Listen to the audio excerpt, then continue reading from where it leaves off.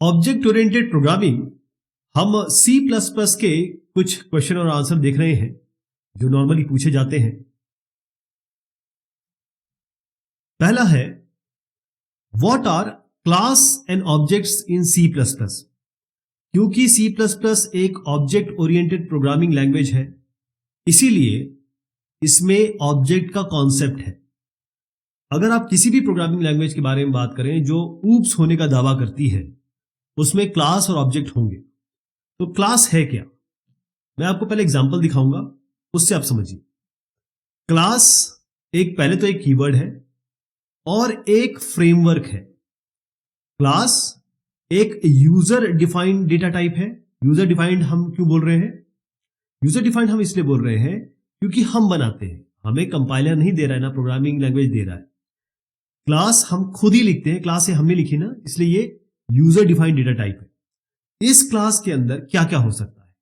इस क्लास के अंदर या तो डेटा वेरिएबल हो सकते हैं या मेंबर फंक्शंस हो सकते हैं। जैसे आप ये एक डेटा मेंबर देख रहे हैं, एक डेटा फंक्शन देख रहे हैं, एक फंक्शन देख रहे हैं जो इस डेटा पे काम करेगा। इसके अलावा इसके अलग अलग टाइप हो सकते हैं, जैसे इंस्टेंस वेरिएबल होगा, लोकल वेरिएबल होगा, स्टैटिक होगा, वो सारी चीजें इसमें हो सकती है। तो डेटा मेंबर्स जो मैं आपको बता रहा हूं, ये डेटा वेरिएबल्स हैं, और ये जो मेंबर फंक्शंस हैं, ये फंक्शंस जो इन पे काम करेंगे या इनका यूज करके कुछ आपको आउटपुट देंगे। क्लास बन गई। क्लास ध्यान रखिएगा, क्लास केवल एक ब्लूप्रिंट है, मेमोरी में जगह भी नहीं लेती है, ये तो आपने बस बना दिया, क्योंकि ऑब्जेक्ट बनाने के लिए क्लास चाहिए। अब हमने क्या किया, इस क्लास ए का एक ऑब्जेक्ट बना दिया। ये जो ओबीजे बनाया है, इसके पास ये सारी चीजें आ गई। अब ये ओबीजे इस डेटा मेंबर को भी एक्सेस कर सकता है, इस फंक्शन को भी एक्सेस कर सकता है। कहने का मतलब यह है कि ऑब्जेक्ट इसका एक इंस्टेंस है। यानी आप ये कहें कि अगर मैं इस सब को एक एक मुट्ठी में बंद कर लूं, ये सारे कंटेंट को, तो वो आपका ऑब्जेक्ट बन जाएगा। और इसी आपने ब्लूप्रिंट बना दिया ना, इस ब्लूप्रिंट से यानी कि आपने मेन कॉपी बना दी। अब इससे आप कितनी भी फोटो कॉपी निकाल सकते हैं, तो ये फोटो कॉपी है, इसलिए इंस्टेंस कह रहे हैं। और एक ऑब्जेक्ट नहीं, आप सैकड़ों ऑब्जेक्ट बना सकते हैं, कोई लिमिटेशन भी नहीं है ऑब्जेक्ट बनाने की, राइट?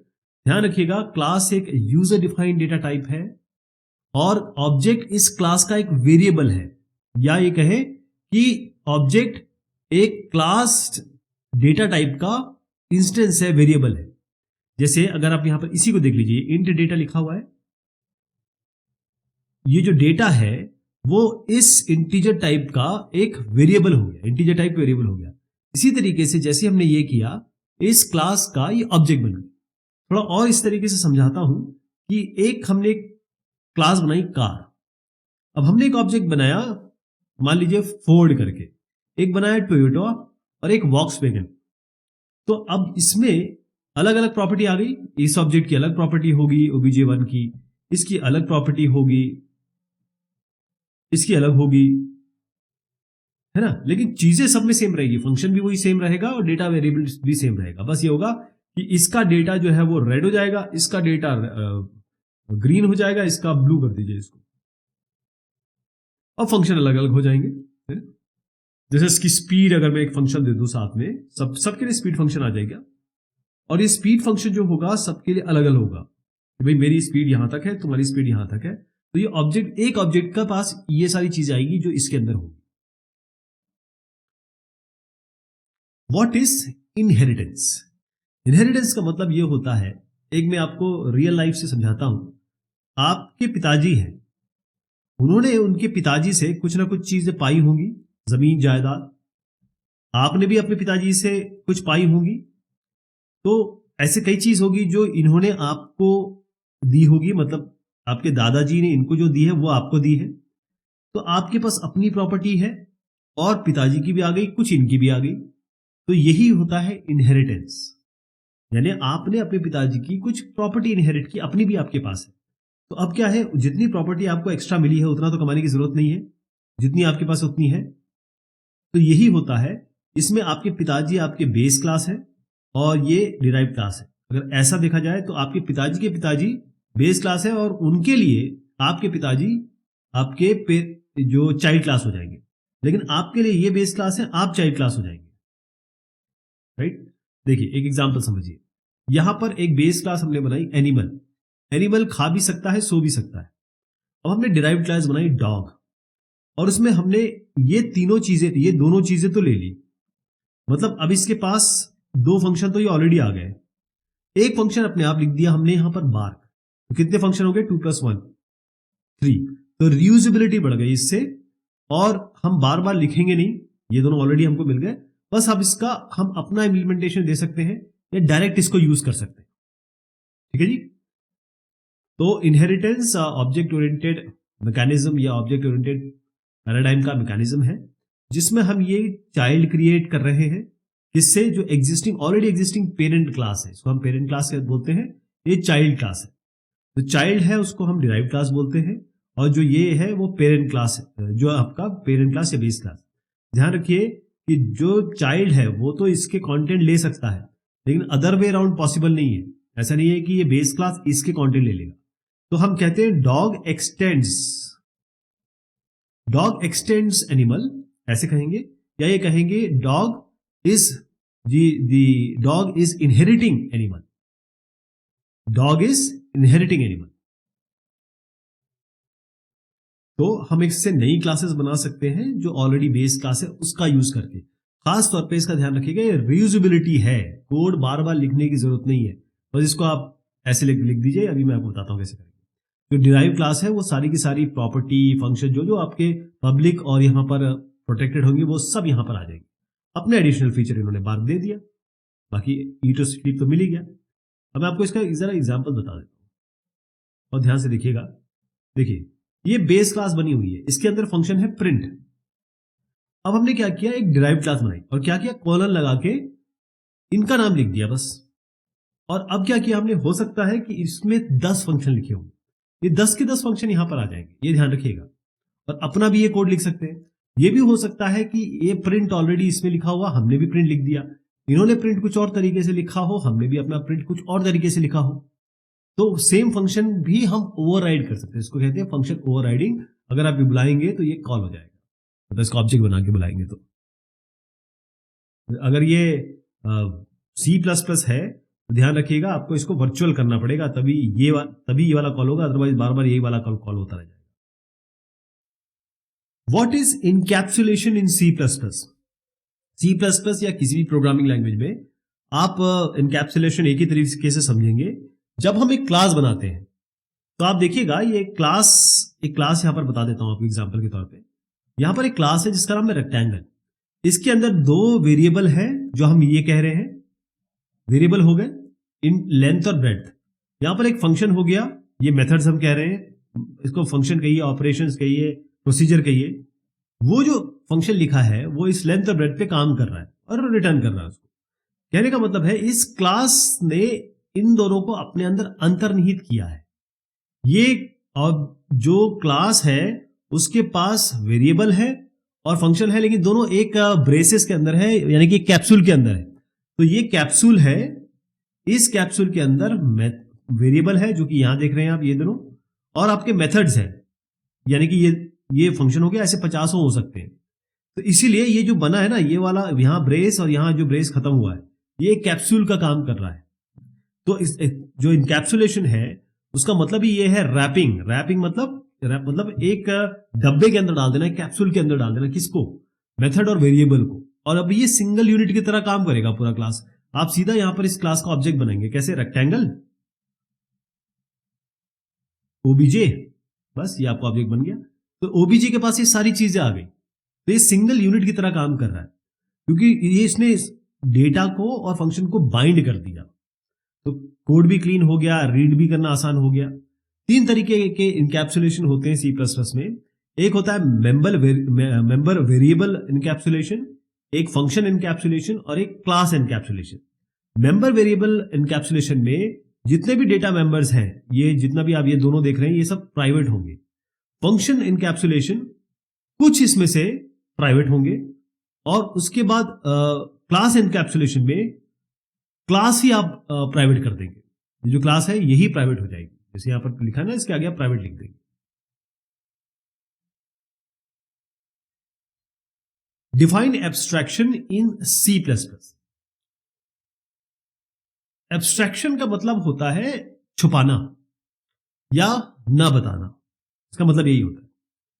अब आपके सामने ये टीवी है ना, आपके हाथ में रिमोट कंट्रोल है, आप इसे टीवी ऑन कर सकते हो, ऑफ कर सकते हो, वॉल्यूम बढ़ा सकते हो, चैनल चेंज कर सकते हो, ये रिमोट कंट्रोल से कर सकते हो। अब इस टीवी के अंदर क्या हो रहा है आपको जानने की जरूरत है नहीं, आपका काम तो बन रहा है। तो टीवी ने आपको उतना ही बताया है जितना आपको बताना चाहिए। इसके अंदर क्या इलेक्ट्रॉनिक्स लगी है, क्या चिप्स लगे हैं, क्या डायोड है, कैसे कैपेसिटर है, कौन सी केबल है, कुछ आपको पता होने की जरूरत नहीं है। अगर आप इलेक्ट्रॉनिक्स इंजीनियर है आप जानने की कोशिश करेंगे, लेकिन एज अ नॉर्मल यूजर आपको क्यों पता करना है? बस यही है, जितनी चीजें पता होनी चाहिए उतनी ही बताई जाए। तो सी प्लस प्लस में बेसिकली क्या था, इसके पहले जो स्ट्रक्चर प्रोग्रामिंग थी ना, उसमें सब कुछ खुला हुआ होता था, यूजर के पास सब कुछ दिखता था। सी प्लस प्लस ने क्या किया, एब्स्ट्रैक्शन लेके आए कि जितनी ही इसेंशियल इंफॉर्मेशन, जितनी जरूरी इंफॉर्मेशन वही दिखाई जाए, बाकी इंटरनल इंप्लीमेंटेशन या कहें कि ऐसा डिटेल जो बहुत बहुत बारीक है, बैकग्राउंड डिटेल है, उसको दिखाने की क्या जरूरत है। तो टेलीविजन का जैसे मैंने आपको बताया, सी प्लस प्लस में इंप्लीमेंटेशन कैसे होता है। एक तो डेटा एब्स्ट्रैक्शन होता है सी प्लस प्लस में, मैं आपको बताऊंगा डेटा एब्स्ट्रैक्शन, डेटा को छुपाना, एब्स्ट्रैक्शन मतलब छुपाना। क्लासेस और एक्सेस स्पेसिफायर यूज करते हैं, अभी मैं आपको एग्जांपल बताता हूं। हेडर फाइल्स इंप्लीमेंटेशन, अब देखिए आपने कहा कि मैं एक इंटीजर ए देना चाहता हूं अपने क्लास में, ये तो आप पब्लिक कर दिया आपने। वैसे बाय डिफॉल्ट जो होता है जावा में सब प्राइवेट होता है, ध्यान रखिएगा। लेकिन मैं अगर मान लीजिए पब्लिक है तो मैं इसको प्राइवेट कर दूंगा, प्राइवेट के लिए पूरा प्राइवेट लिखते हैं, मैंने शॉर्ट लिखा है। अब इसको प्राइवेट कर दिया ना, तो ये इस जिस भी क्लास के अंदर होगा उसी के लिए नोन होगा, बाहर किसी को पता नहीं होगा।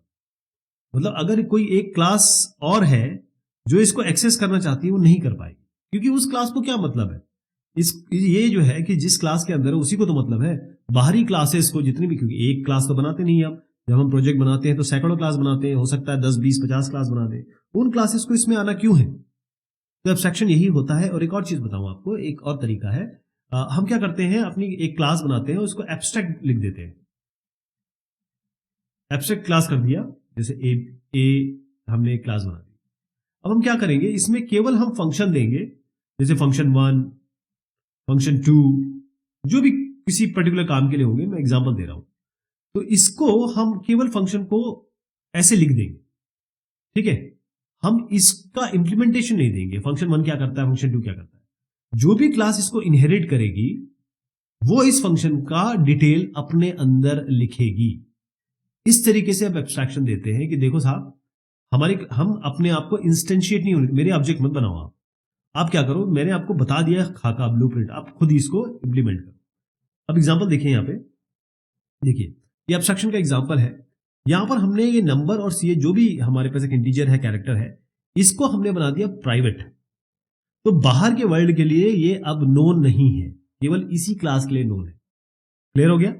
यहां पर आइए, यहां पर एक हमारे पास एक फंक्शन है, उसके अंदर हमने num ch और ये n और c जो भी हमने दिया, ये जो है, ये जो डेटा मेंबर्स है, ये कहीं भी बाहर से एक्सेस नहीं हो सकते।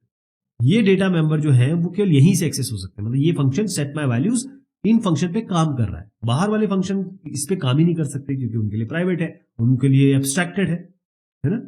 इन केवल एक ही तरीका है कि अगर आप इनका यूज करना चाहते हैं तो आप क्या करेंगे, इनको आप पब्लिक दीजिए, और वो नहीं देना चाहिए, इसीलिए प्राइवेट प्रोटेक्टेड का कॉन्सेप्ट आया।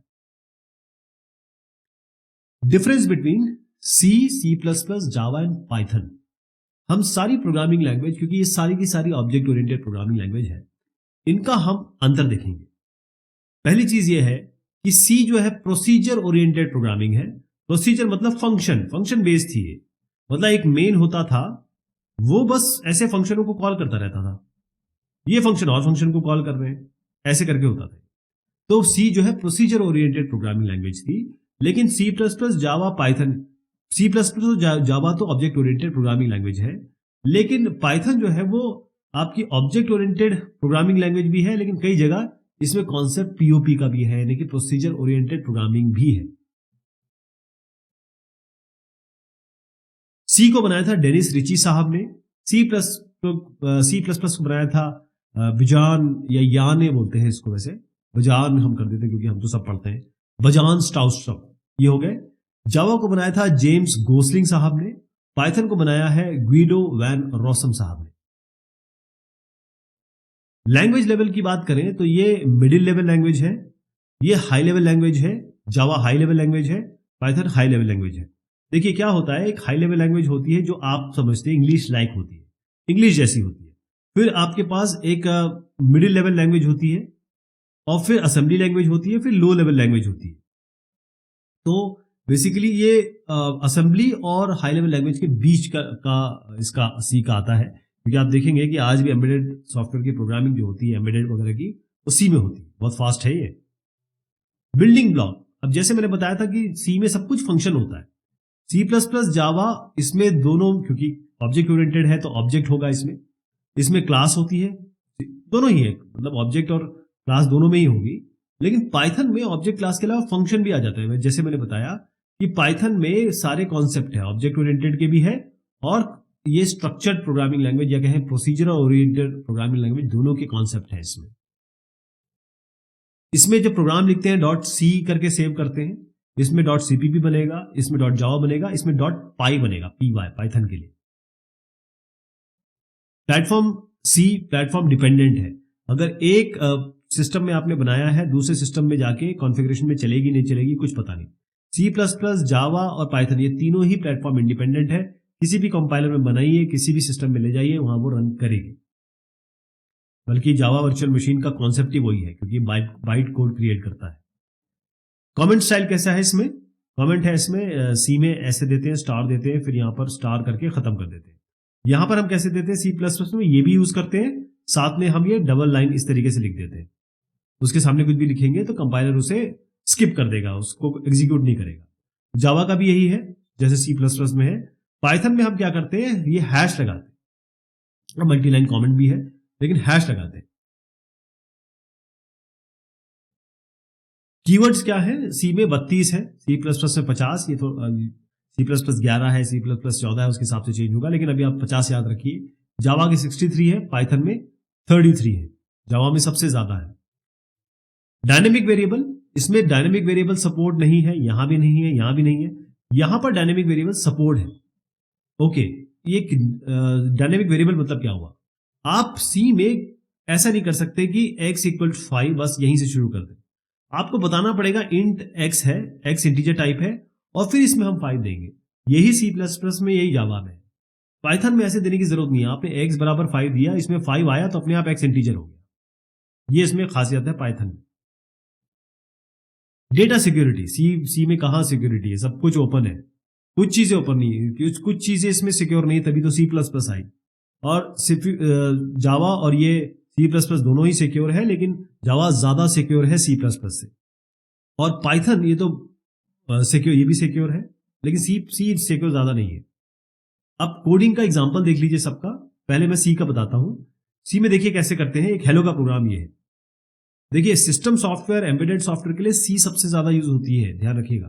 तो hash include stdio.h int main, यहां पर प्रिंट एफ यूज होता है प्रिंट के लिए, और रिटर्न 0, ऐसा। तो ये आपका सी का प्रोग्राम हो गया। एक हेलो वर्ल्ड का इसमें क्या प्रोग्राम होगा, देखिए यहां पर stdio.h किया था, यहां पर IO स्ट्रीम करेंगे, .h लगाने की जरूरत नहीं है आपको। यूजिंग नेम स्पेस std, ये नेम स्पेस इसलिए यूज होता है कि नेम का कोलिजन ना हो। यहाँ इंट में सब वैसे ही चल रहा है, सी आउट लिखेंगे, प्रिंट एफ की जगह आप सी आउट कर देंगे। सी प्लस प्लस ये सिक्योर तो है, लेकिन ये रियल टाइम प्रॉब्लम को सॉल्व करने के लिए काम में आती है, जो हमारी रियल टाइम प्रॉब्लम्स है आजकल। अब इसका प्रोग्राम, अब देखिए इसका जावा का। जावा में क्या करते हैं कि ऊपर जो चीज लिखते हैं उसको छोड़िए अभी, यहां पर क्लास होगा, एक क्लास, हर चीज क्लास के अंदर होगी। क्लास, क्योंकि क्या कहा मैंने कि जावा जो है और इस तरीके की ऑब्जेक्ट ओरिएंटेड प्रोग्रामिंग लैंग्वेज सब कहती है कि भाई सब कुछ ऑब्जेक्ट होना चाहिए, इसका भी ऑब्जेक्ट बनेगा। यहां पर हमारा मेन इसके अंदर है पब्लिक स्टैटिक वॉइड, अब इसको समझाना अभी पॉसिबल नहीं है। और इसके अंदर एक आर्गुमेंट है, system.out.println ऐसे प्रिंट होता है। ठीक है जी। अब पाइथन देखिए, पाइथन कुछ नहीं करना होता है। जावा बहुत सिक्योर्ड है, रोबस्ट लैंग्वेज है, इसलिए काफी पॉपुलर है। यहां पर पाइथन में केवल प्रिंट हेलो करना है और कुछ नहीं करना है, ना इंक्लूड करना है ना कुछ करना है। आराम से आप प्रिंट हेलो कर दीजिए, है ना, क्योंकि ये बहुत ही कम लाइन में कोड आप लिख सकते हैं। इसकी बहुत अच्छी लाइब्रेरी है, स्ट्रॉन्ग लाइब्रेरी है, और अलग अलग तरीके के डिफरेंट काम हम करते हैं। जैसे इमेज प्रोसेसिंग में आजकल सबसे ज्यादा यही पाइथन लैंग्वेज यूज हो रही है। What are stack and heap? Stack versus heap. अब आप देखिए, ये अगर आप C++ या किसी भी प्रोग्रामिंग लैंग्वेज में काम करते हैं तो आपको ये पता होना चाहिए कि आपका जो वेरिएबल हो वो कहाँ जाके स्टोर हो रहा है, लोकल वेरिएबल कहाँ हो रहा है, ग्लोबल वेरिएबल कहाँ हो रहा है, जो भी है, जो भी हो। तो अब ये आपके पास मेमोरी है, ये आपकी रैम है, रैंडम एक्सेस मेमोरी है। यहां से हम शुरू कर रहे हैं, ठीक है, यहां से शुरू हो रही है। तो कहाँ क्या क्या स्टोर होगा, जैसे आप प्रोग्राम लिखेंगे तो आपको मैं बता देता हूं पहले कि स्टैक, ये आपको आपके अंदर क्या क्या रख रहा है। स्टैक का मतलब ये होता है कि इस तरीके, जैसे तश्तरी रखते हैं ना, प्लेट्स एक के ऊपर एक के ऊपर एक, इस तरीके से, और जो सबसे पहले, जो सबसे बाद में आएगा वो सबसे पहले निकलेगा। तो ये स्टैक इम्प्लीमेंटेशन है। और इसमें हम जो फंक्शन के वेरिएबल रख रहे हैं वो कहाँ रखेंगे, क्या नहीं रखेंगे। जो हीप वाला जो स्टैक जो होता है वो लोकल वेरिएबल के लिए होता है।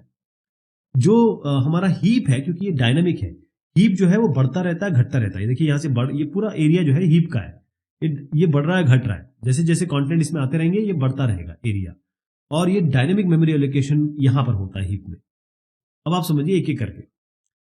यहाँ पर आपका ये जो एरिया है, रैम है ना, यहाँ से चल रही है, यहाँ से यहाँ तक का जो एरिया है वो आपका हीप है। ये डायनेमिक मेमोरी का एरिया है, बढ़ता है घटता है। इसको हम फ्री स्टोरेज भी कहते हैं। कंपाइल टाइम में ये डिसाइड नहीं होती जगह, ये रन टाइम में जगह, क्योंकि डायनेमिक वेरिएबल्स है ना, रन टाइम में जितनी जगह होगी उतनी हीप बढ़ जाएगी, राइट। हम इसकी एलोकेशन डी एलोकेशन हीप की हम खुद कंट्रोल कर सकते हैं। अब आइए स्टैक पे, ये मेमोरी लोकेशन है सारी की सारी। यहां से आप मेमोरी 0 से मान लीजिए आगे की तरफ बढ़ रहे हैं, ये 100 हो गया। एक एग्जांपल ले रहा हूँ, 0 100 नहीं होता तो मेमोरी के तो नंबर ही अलग होते हैं। अब यहां पर आइए स्टैक, ये स्टैक हो गया। यहां पर आपके लोकल वेरिएबल स्टोर होंगे। कौन से होंगे? Local variable. ध्यान रखिएगा, ये लोकल वेरिएबल के लिए होता है। और जो फंक्शन के अंदर आप वेरिएबल देंगे वो स्टैक के अंदर रखे जाते हैं। जो आप प्रोग्राम में एक स्टैटिक और ग्लोबल वेरिएबल देंगे वो कहां रखे जाएंगे? वो यहां इस एरिया में, ये इस एरिया में रखे जाएंगे, जिसको हम कहते हैं, ये जो अनइनिशियलाइज्ड डेटा, इनिशियलाइज्ड डेटा जो भी है, ग्लोबल और स्टैटिक डेटा में स्टैक के नीचे रखा जाएगा। जो फंक्शन के बाहर वेरिएबल लिखे जाएंगे, फंक्शन के बाहर, वो यहां रखे जाएंगे। जो सब एक्सेस कर सकते हैं वो यहां होगा, ग्लोबल और स्टैटिक यहां होगा। नीचे आपके इंस्ट्रक्शन जो आपने कोड लिखा हुआ है वो यहां पर आएंगे, राइट। लेकिन ये वाली इंस्ट्रक्शन नहीं होगी जो आपने लिखी है, वो आपने जो इंस्ट्रक्शन लिखी है उनका कंपाइल्ड वर्जन यहां लिखा जाएगा, machine instruction. What is templates in C++? Template का मतलब ये होता है कि आपको मान लीजिए कोई डॉक्यूमेंट लिखना है और आपके पूरे कॉलेज या पूरी क्लास को आपके टीचर ने एक कहा कि ये मैं टेम्पलेट दे रहा हूं, ये मेरा टेम्पलेट है, इस तरीके से लिखना है। पहले आपका एब्स्ट्रैक्ट आएगा, फिर आपका स्कोप आएगा, फिर आप डिटेल्स लिखेंगे, फिर आपका एग्जाम्पल होगा, तो वो आपको एक टेम्पलेट दे देगा। अब आपकी क्लास के जितने भी बंदे, मान लीजिए 50 या 60 हैं, वो इस टेम्पलेट का यूज करके लिखेंगे, अपनी अपनी तरीके से लिखेंगे। वही चीज टेम्पलेट होती है। टेम्पलेट C++ में एक ब्लूप्रिंट है, खाका है, यानी कि एक जेनेरिक क्लास है या फंक्शन है। जेनेरिक क्लास बना दी और एक फंक्शन दे दिया, मतलब ये इतना जनरलाइज होगा कि इसमें डेटा टाइप भी नहीं लिखे जाएंगे, राइट। अब इसमें आप डेटा टाइप कौन सा देना ही आपके ऊपर है। हम इससे टेम्पलेट का यूज करके हम क्लास बना सकते हैं, फंक्शन बना सकते हैं अपने टाइप की, और एक ही टेम्पलेट का यूज करके हम कोई डबल क्लास बना देंगे, कोई इंटीजर वाली क्लास बना देंगे, कुछ अलग टाइप की बना देंगे। मैं एग्जांपल बताऊंगा आपको। बस ये समझ लीजिए कि टेम्पलेट से खाका होता है।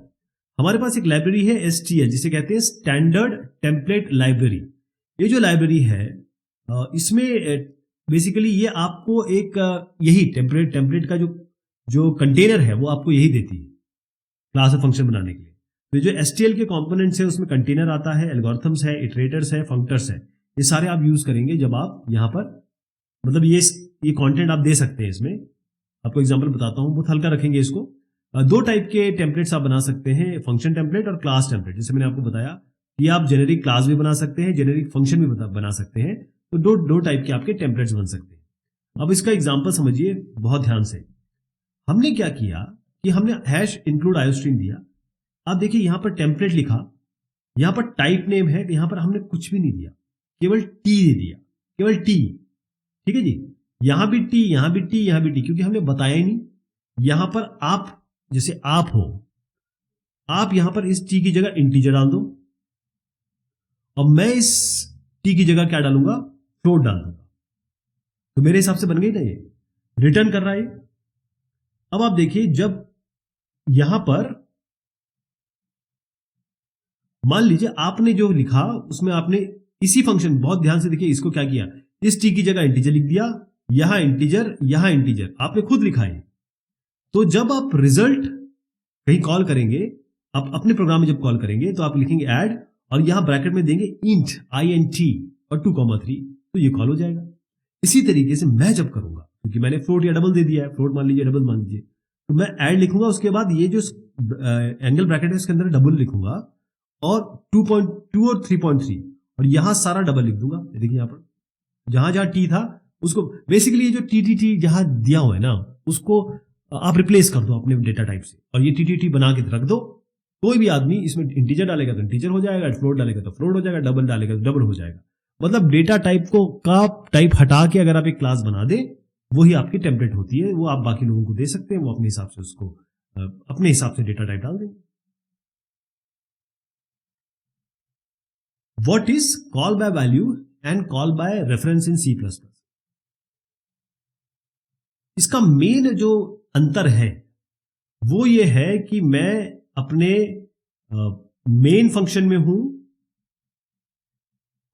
और यहां पर मैं किसी फंक्शन को कॉल कर रहा हूं। मान लीजिए फंक्शन fun है, मैंने यहां पर 2 और 3 दिया, भेजा इसको और मैंने कहा ऐड करके वापस भेजो, या इन दोनों को एक एक बढ़ा के भेजो। इस फंक्शन में 2 का 3 हो गया, 3 का 4 हो गया, इस फंक्शन में तो हो गया। लेकिन जब हम वापस आए यहां प्रिंट कराया तो ये 2 और 3 ही रह गया। तो हमने 2 और 3 भेजा था कॉल बाय वैल्यू मेथड से, लेकिन हमने 2 और 3 भेजा और इनको बोला कि इस फंक्शन को बोला भाई 2 को बढ़ा दो 3 कर दो, 3 को बढ़ा दो 1 4 कर दो। अब जब हमारे पास ये वापस आए वेरिएबल्स और हमने प्रिंट कराया तो ये 3 और 4 हो गए। मतलब जो यहां चेंज हुआ वो यहां रिफ्लेक्ट हुआ, तो इसे हम कहेंगे कॉल बाय रेफरेंस। बस यही अंतर है इसमें कि आपने जो वैल्यू भेजी वो फंक्शन में तो चेंज होगी, लेकिन एक्चुअल चेंज नहीं हुई, वो मतलब टेम्परेरीली चेंज हुई। तो मैं आपको जरा इसका एग्जांपल बताऊं, पहले उस एग्जांपल से आप समझ जाएंगे। देखिए साहब, हमने क्या किया, ये हमारे पास n1 और n2 दो वेरिएबल है, हमने इसको भेजा इस फंक्शन में, इसको कहा स्वैप कर दो। ठीक, मैं यहां से भेज रहा हूं 2, इस बार 10 20 कर देते, एक 10 भेजा एक 20 भेज दिया। ये दो नंबर हमने एंटर किए 10 और 20 और हमने कहा कि स्वैप कर दो। लेकिन ध्यान रखिए स्वैप कैसे लिखा हमने, ये सबसे इंपॉर्टेंट है। स्वैप लिखा और यहां n1 और n2, मतलब जब आप इसको कॉल करोगे तो आएगा स्वैप 10 20। चलिए साहब, ये 10 और 20 चला गया, तो यहां 10 आया इसके पास या 20 आ गया। ध्यान रहे कि इसकी ये कॉपीज बनी है, इसकी ये कॉपीज बनी है। मतलब आपने जो कहा कि ये 10 मेरी जगह है, मैं 10 है, इसको जैसी दिया तो इसने अपनी ये जगह बनाई। हमने 10 दिया था, उसने अपनी जगह बना के 10 लिख दिया। आपने 20 दिया इसको, इसने अपनी जगह बना के 20 लिख दिया। अब यहां पर ये इसको स्वैप कर रहा है। स्वैप कैसे कर रहा है, 20 को इधर 10 को इधर, तो इसने 20 को इधर कर दिया 10 को इधर कर दिया। बहुत अच्छा काम किया। यहां प्रिंट कराओ आप इसको नंबर 1 नंबर 2 को, तो ये 20 और 20 10 ही आएगा। लेकिन अगर इन्हीं वैल्यू को n1 और n2 को यहां प्रिंट कराओगे आप तो चाहते थे ये स्वैप हो जाए, लेकिन आपको मिलेगा क्या, 10 और 20 ही मिल जाएगा। आपको चाहिए क्या था, 20 और 10, क्योंकि आपने स्वैप कराया। स्वैप मतलब अपनी इसकी जगह ये आ जाए, इसकी जगह ये आ जाए। तो ये जो तरीका होता है भेजने का, ये आपने केवल कॉपी भेज दी, यानी n1 जहां था n2 जहां था, ये जैसी गया इसने अपनी जगह बना के इसको स्टोर किया और फिर स्वैप किया। यहां प्रिंट कराओगे आप num1 num2 तो आपको 20 और 10 ही आएगा। फंक्शन के बाहर आते ही आपको, यहां पर आते ही आपको कोई स्वैपिंग नहीं मिलेगी। इसको कहते हैं कॉल बाय वैल्यू जो होता है उसमें डुप्लीकेट कॉपी जाती है, आप एक्चुअल वैल्यू नहीं भेज रहे हो, मतलब ओरिजिनल वैल्यूज पे कोई भी चेंज नहीं हो रहा, परिवर्तन नहीं हो रहा है, हमको एक्चुअली ओरिजिनल वैल्यू पे चेंज करना है। अब आप देखिए कॉल बाय रेफरेंस में हम कैसे अचीव करते हैं। यहां पर क्या किया, सेम काम किया, फंक्शन पे प्रोग्राम की डिटेल में मत जाइए, बस ये समझ लीजिए n1 और n2, हमने n1 और n2 ले लिया यूजर से। अब हमने एम्परसेंट भेजा, एम्परसेंट मतलब रेफरेंस भेजा इसका, ये एम्परसेंट जो है रेफरेंस किस चीज का, मेमोरी लोकेशन का। अब यहां पर गए क्योंकि एम्परसेंट भेज दिया हमने, तो यहां पर तो आपको स्टार लगाना पड़ेगा, ये एम्परसेंट मेमोरी लोकेशन भेज, मतलब इसका रेफरेंस भेज रहे हैं कि भाई इस मेमोरी पे जाओ और इस नंबर को एक्सेस करो। तो यहां पर आपका क्या हो गया, आपने इसको पॉइंटर में लिया, पॉइंटर से जरा चेंज कर दिया और यहां पर वैल्यू आपने जब प्रिंट कराई, जब यहां पर आपने भेजा 10 और 20, तो हुआ क्या, ये 10 और ये 20 मेमोरी में जहां पर भी 10 लिखा है 20 लिखा है, आपने इसका रेफरेंस भेजा एम्परसेंट n1 करके और एम्परसेंट n2 करके। यहां पर जब गया तो इसने पॉइंटर लिया, यानी कि ये अब इसी को पॉइंट कर रहा है, यहां पर वैल्यू स्वैप हो गई, यानी 20 वाला यहां आ गया, 10 वाला यहां आ गया। तो इस मेमोरी, ये जो मेमोरी लोकेशन है इसके अंदर अब 20 आ चुका है और इस मेमोरी लोकेशन में 10 आ चुका है। तो चाहे आप इस प्रोग्राम, इस फंक्शन में इसको प्रिंट कराएं तब भी ये 20-10 आएगा, यहां प्रिंट कराएं तब भी ये 20-10 आएगा, क्योंकि अब आप मेमोरी लोकेशन की बात कर रहे हैं, रेफरेंस की बात कर रहे हैं, तो आपने उस जगह को बताया। यहां पर क्या हुआ कि ये 10 और 20 आपने दिया, इसने अपनी जगह बना के, ये 10 और 20 है, इसको 10 और 20 अपनी जगह रख दिया और यहां पर चेंज कर दिया, एक्चुअल जगह पे जाके चेंज नहीं किया, यही अंतर है इसमें। एक्चुअल कॉपी जो कॉल बाय रेफरेंस में एक्चुअल लोकेशन, एक्चुअल कॉपी भेजी जाती है, तो ओरिजिनल पैरामीटर में परिवर्तन हो जाता है। What is an inline function? Inline function नाम ही बता रहा है कि भाई जो दो लाइन है उसके बीच में डाल दो इसको। इनलाइन मतलब मेरा इंस्ट्रक्शन यूं चल रहे हैं, यहां पर एक इनलाइन फंक्शन मैंने कॉल किया, उस फंक्शन की लाइनें लाके यहां जोड़ दो, बस इसी का मतलब ये है। क्लियर? एक इनलाइन फंक्शन केवल क्या करता है, वो एक्सपैंड करता है लाइनों के बीच में। मतलब जब इस फंक्शन को कॉल करते हैं आप, तो मान लीजिए मैंने कोई फंक्शन लिखा, वो फंक्शन जो होगा वो उस जगह आके चेप दिया जाएगा, चेप मतलब चिपका दिया जाएगा, सब्स्टिट्यूट कर दिया जाएगा। मैं उसका एग्जांपल आपको दूंगा। देखिए यहां देखिए आप, हमने क्या किया कि ये हमारा इनलाइन फंक्शन है, ठीक है, इस इनलाइन फंक्शन को हमने इसमें कहा कि इस यहां माय फंक्शन, यहां पर आ जाओ, तो ये कंट्रोल, इसको नॉर्मल फंक्शन में क्या होता है, कंट्रोल इधर जाएगा, यहां हमारा काम होगा और फिर वापस इसका जो रिजल्ट होगा वो यहां आ जाएगा। इनलाइन में ऐसा नहीं होगा, इनलाइन में ये पूरा का पूरा आके यहां बैठ जाएगा, पूरा नहीं मतलब इसकी जो लाइनें हैं, तो ये जो पूरा फंक्शन है वो यहां पर आके बैठ जाएगा ना, इसकी लाइनें। जैसे आपने इसमें लिखा है, एक मान लीजिए प्रिंट लिखा है हेलो, तो जब आप इनलाइन कॉल करेंगे उसको, इसको इनलाइन लिखना पड़ता है, वो वाली जो लाइन है एक्चुअली वो यहां आके चिपक जाएगी। ये कंट्रोल फ्लो, अगर नॉर्मल फंक्शन होता तो पहले आपका यहां कंट्रोल, इसको बताता हूं ऐसे, नॉर्मल होता तो पहले ये कंट्रोल जाता, इसके अंदर सब एग्जीक्यूशन होता, इसका रिजल्ट वापस आता। यहां ऐसा नहीं है, इसमें क्या होगा कि हमने इसके अंदर जितनी भी लाइनें लिखेंगी वो यहां पर आके लिख जाएंगी, तो मुझे इनलाइन आके घुस जाएंगी। तो इनलाइन कीवर्ड यूज करना पड़ता है, इसके आगे आप इनलाइन लिखेंगे, ध्यान रखिएगा, ये जो फंक्शन बनाया ना इसके आगे आप इनलाइन लिखेंगे। इनलाइन आप कंपाइलर के लिए एक रिक्वेस्ट है, कमांड नहीं है। इनलाइन केवल एक रिक्वेस्ट है, कमांड नहीं है। कंपाइलर हो सकता है इसको इग्नोर भी कर दे, वो उसी तरीके से काम करे जैसे वो करता है, राइट। तो आपको अगर इनलाइन करना है फंक्शन को, तो इस फंक्शन, देखिए ये इसका मतलब समझिए, यहां फंक्शन का नाम है, पैरामीटर होगा, इसका रिटर्न टाइप होगा, उसके आगे आपको इनलाइन लिखना पड़ेगा। तो यहां पर आप क्या लिखेंगे, इसके आगे, इसके आगे आपको इनलाइन लिखना पड़ेगा, इनलाइन। इसका मतलब यह है, कंपाइलर को बता रहे हैं कि भाई जब भी मैं इनलाइन फंक्शन को आप कॉल करूंगा, आप इसकी लाइनें यहां पर चेप देना, कंट्रोल मत ले जाना वहां पे। Inline function and macro differences. Inline और मैक्रो एक हद तक आप समझ लीजिए एक जैसा ही काम करते हैं, लेकिन इनमें काफी डिफरेंसेस भी हैं।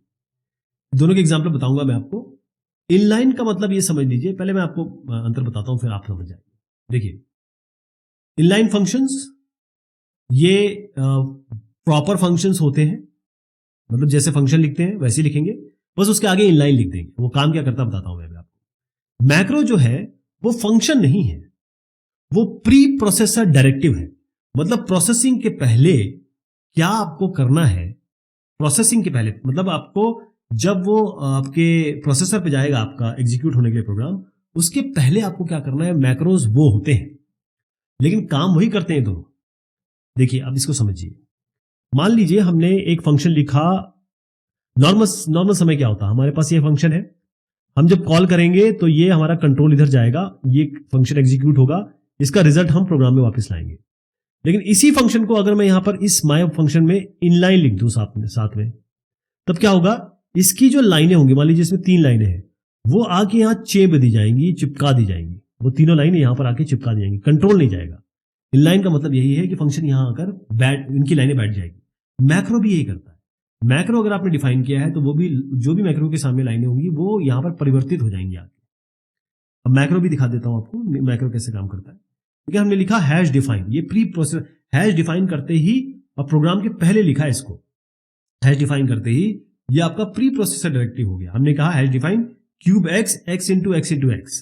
तो जैसे ही आप यहां पर कोई वैल्यू देंगे, मान लीजिए आप यहां पर 2 देते हैं, तो ये परिवर्तित हो गई पहले 2 इंटू 2 इंटू 2 में, राइट। और ये वैल्यू यहां पर जैसे ही आप कॉल करोगे, ये लाइन यहां आके चिपक जाएगी, या कहें इसका रिजल्ट यहां पर आ जाएगा। मैक्रो का मतलब ये होता है कि ये लाइन यहां पर आएगी। अब समझिए inline keyword. Inline keyword use करते हैं हम क्योंकि इनलाइन फंक्शन बनाना है। नॉर्मल फंक्शन के आगे आप कुछ नहीं लिखते हैं, लेकिन इनलाइन फंक्शन के आगे इनलाइन लिखना जरूरी है। हैश डिफाइन लिखते हैं, यहां पर आप देख भी रहे हैं हैश डिफाइन लिखते हैं मैक्रो के लिए। मैक्रो के लिए आपको हैश डिफाइन लिखना पड़ता है, ये हैश डिफाइन हमने लिखा हुआ है। इनलाइन फंक्शन आपके क्लास के अंदर भी हो सकता है, बाहर भी हो सकता है, लेकिन हम मैक्रो कभी भी क्लास के अंदर नहीं दे सकते। मैंने बताया ना कि ये प्री प्रोसेसर डायरेक्टिव है, इसका क्लास से कोई मतलब नहीं है। ये तो आपको प्रोसेसिंग के पहले के बारे में बात कर रहा है। ठीक है, इनलाइन फंक्शंस ये कंपाइलर पार्स करता है, इसको कंपाइलर इस पे काम करेगा। मैक्रो को प्री प्रोसेसर, C++ का प्री प्रोसेसर, कंपाइलर के पहले एक प्री प्रोसेसर चलता है। मैक्रो एक्सपैंड होता है, जिस तरीके से इनलाइन फंक्शन एक्सपैंड होता है, मैक्रो भी एक्सपैंड होता है। वो जो लाइनें हैं वो यहां आके चिपक जाएंगी। ठीक है जी। इनलाइन फंक्शन क्योंकि एक नॉर्मल फंक्शन है, ध्यान रखिएगा। मैंने एक फंक्शन लिखा अपनी क्लास में और यहां पर प्रिंट लिखा, कोई भी कोड ले सकते हैं, C++ जावा, और जो मैंने लिखा हाय, तो ये नॉर्मल फंक्शन की तरह काम कर रहा है। इनलाइन इसके आगे लिखने का मतलब यही था कि भाई जब ये करो ना तो आप कंट्रोल मत भेजो, आप इस लाइन को बस इधर पे लाके चिपका दो। तो क्योंकि नॉर्मल फंक्शन है, ये डेटा मेंबर को एक्सेस कर सकता है, मैक्रोस नहीं कर सकता। मैक्रो तो प्री प्रोसेसर डायरेक्टिव है, ये इसके अंदर के डेटा को नहीं एक्सेस कर सकता। ठीक है, इनलाइन फंक्शन में कंपाइलर क्या करेगा, जो फंक्शन कॉल होगा उसकी जगह फंक्शन का पूरा कोड लाके वहां पर चिपका देगा। और प्री प्रोसेसर क्या करेगा, जहां जहां मैक्रो की टेम्पलेट की, जहां जहां मैक्रो है वहां पर जाके मैक्रो का ये जो टेम्पलेट है वो जाके चिपका देगा। दोनों काम यही करते हैं। देखिए इनलाइन फंक्शन बहुत जबरदस्त तरीके से पैरामीटर टाइप चेकिंग करता है। मैक्रो यहां पर कोई टाइप चेकिंग नहीं करता, कौन इंटीजर है वो क्या है, कोई टाइप चेकिंग नहीं हो रही है। इनलाइन फंक्शन एक रिक्वेस्ट है, ध्यान रखिएगा, ये कमांड नहीं है। इनलाइन अगर आपने लिखा है तो वो कंपाइलर के ऊपर है कि वो इसके लिए इस तरीके से कंट्रोल भेजेगा या फिर लाइनों को लाके यहां पर चिपका देगा। ये रिक्वेस्ट है, कमांड नहीं है। मैक्रोस हमेशा एक्सपैंड होंगे, ध्यान रखिएगा, इसको ये मना नहीं कर सकता प्री प्रोसेसर। इनलाइन हम डिबगिंग के लिए यूज कर सकते हैं और मैक्रो हम डिबगिंग के लिए यूज नहीं कर सकते, क्योंकि ये कंपाइल टाइम के पहले हो जाते हैं, प्री प्रोसेसिंग टाइम पे हो जाते हैं। अब इसका फंक्शन देख लीजिए कैसे लिखते हैं। हमने फंक्शन लिखा सम, इंटीजर टाइप, अंदर 2 वेरिएबल दे दिए, इंटीजर इसका रिटर्न टाइप है, इसके आगे बस इनलाइन लिख दिया। और यहां कैसे करेंगे, hash define sum a, b a plus b। तो जहां जहां आपने सम a, b डाला है वहां पर वो a प्लस b होगा। एक और चीज बता दूं आपको, यहां पर जो प्लस प्लस a ऑपरेटर या प्लस प्लस b ऑपरेटर यहां यूज करते हैं ना, तो वहां पर आपको इनलाइन यूज करना चाहिए, मैक्रो नहीं करेंगे आप। ठीक, चलिए साहब, ये सवाल जवाब हुए, बहुत शुक्रिया।